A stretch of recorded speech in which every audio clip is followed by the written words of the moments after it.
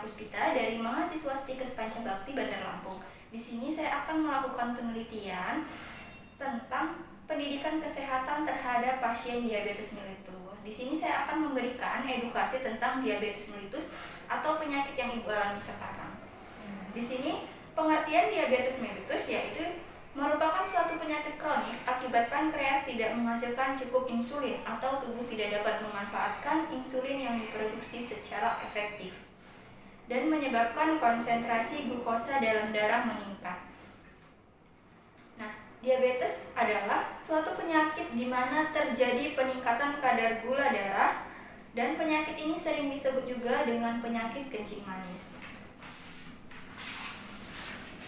Lalu di sini ada penyebab diabetes mellitus itu sendiri.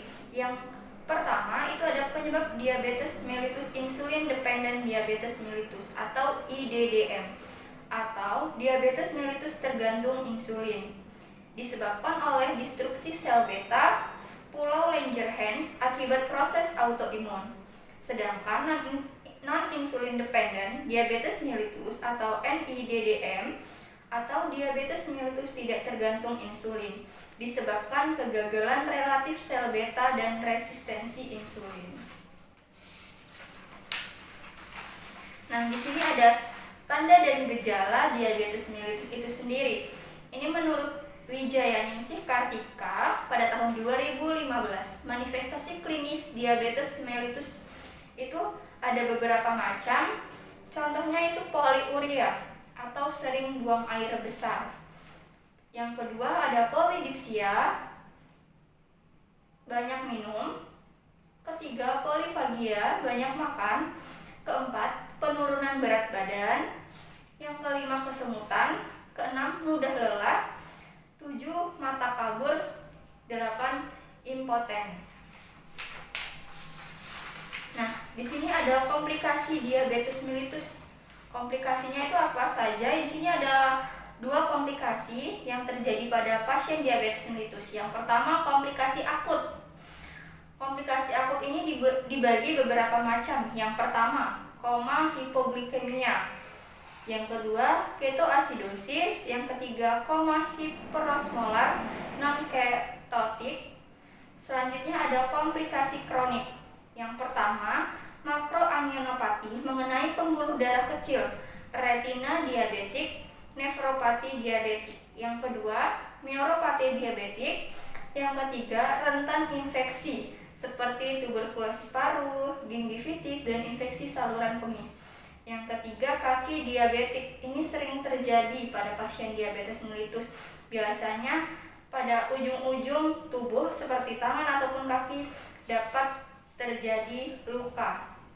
Selanjutnya di sini yang paling berbahaya yaitu dapat mengalami gangguan konsep diri, yaitu citra tubuh atau body image, ideal diri, harga diri, identitas diri, dan peran diri.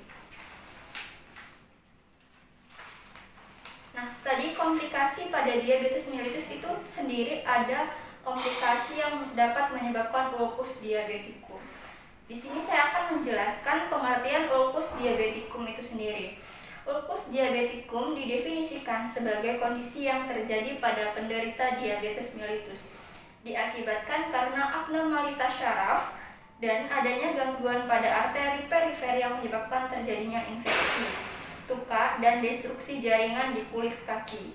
Ulcus diabetik merupakan luka yang terjadi di bagian kaki pada penderita diabetes mellitus yang disebabkan oleh kerusakan sirkulasi vaskuler perifer. Selanjutnya, yang terjadi apabila kita mengalami ulcus diabeticum atau komplikasi yang terjadi.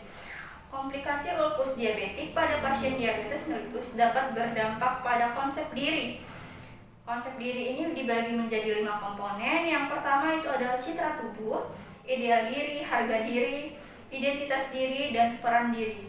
Pada pasien dengan ulcus diabeticum, komponen konsep diri yang paling terganggu adalah citra tubuh individu tersebut. Gangguan citra tubuh itu sendiri merupakan gangguan apabila pasien merasa dirinya tidak berdaya dan merasa selalu kurang dan merasa tubuhnya tidak berfungsi dengan baik.